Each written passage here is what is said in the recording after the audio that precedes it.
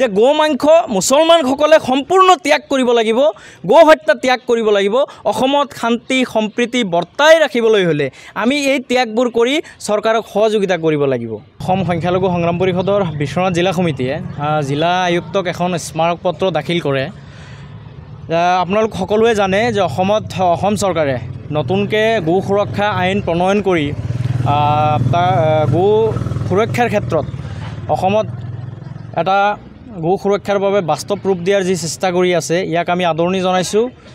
যাতে গো হত্যা বা গো মাংস ভক্ষণৰ ক্ষেত্ৰত যি নিষেধাজ্ঞা ইতিমধ্যে নিষেধাজ্ঞা অসমৰ বিভিন্ন জিলাত জাৰি কৰা হৈছে, এই ক্ষেত্ৰত আমি সমৰ্থন জনাইছোঁ, এই কাৰ্যক আদৰণি জনাইছোঁ।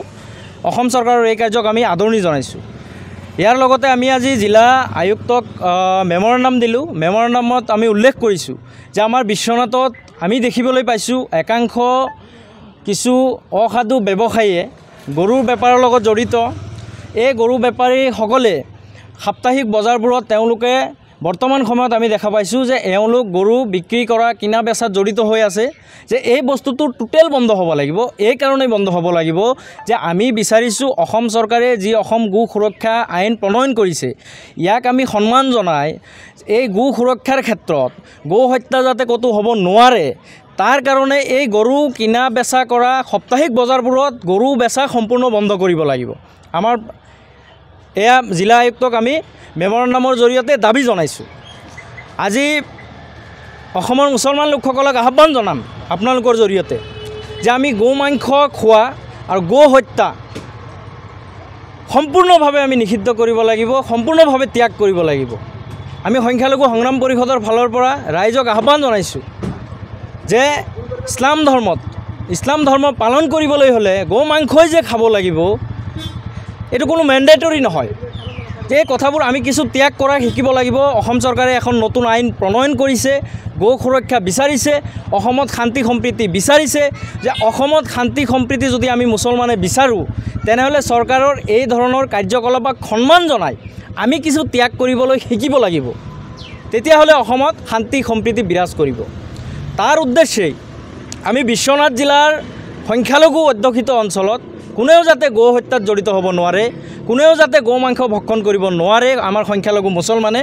তাৰ লগতে এই যে গৰু বেচা কিনা বেপাৰ কিছুমান অসাধু সংখ্যালঘু মুছলমানৰ বেপাৰীক আমি লক্ষ্য কৰিছোঁ, তেওঁলোকে সাপ্তাহিক বজাৰবোৰত এই গৰুবোৰ বেচা কিনা কৰি ইয়াৰ জৰিয়তেই কিন্তু ৰাতি নিশাৰ আন্ধাৰত তেওঁলোকে গো হত্যা কৰি মাংস ভক্ষণ কৰাৰ এটা প্ৰৱণতা সৃষ্টি হৈছে।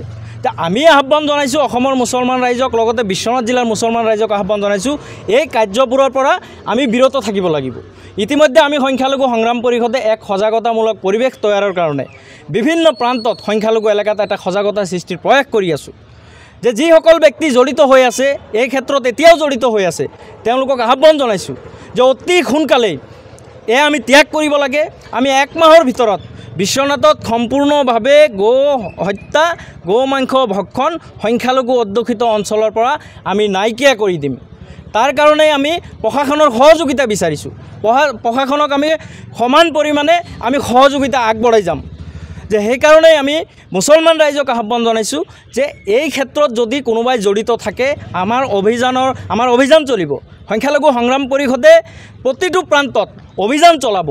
যোনে ইয়াত জড়িত থাকিব তেওঁৰ ওপৰত সামাজিকভাৱে কঠোৰ ব্যৱস্থা হ'ব।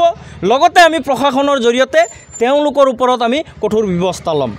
এতিয়া কথা হ'ল যে গো মাংস মুছলমানসকলে সম্পূৰ্ণ ত্যাগ কৰিব লাগিব, গো হত্যা ত্যাগ কৰিব লাগিব। অসমত শান্তি সম্প্ৰীতি বৰ্তাই ৰাখিবলৈ হ'লে আমি এই ত্যাগবোৰ কৰি চৰকাৰক সহযোগিতা কৰিব লাগিব।